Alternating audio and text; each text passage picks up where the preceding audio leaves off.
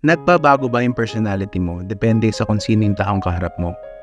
Kung oo ang iyong sagot, baka ikaw ay isang people pleaser. Nakakapagod ito mentally, at the same time it puts you at risk for depression, for anxiety, at iba pang mga mental health issues.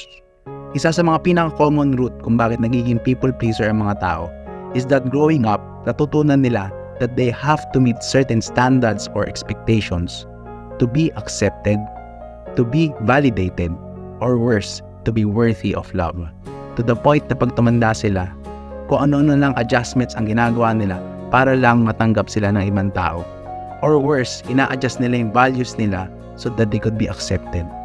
Or worse, ina-adjust nila yung pagkatao nila to the point na nakakalimutan na nila yung sarili nila. Now, through therapy, maaari nating matutunan that we are valid, that we are accepted, and that we are worthy of love despite not meeting the perceived standards na sinet natin para sa sarili natin o kaya sinet ng ibang tao para sa'yo.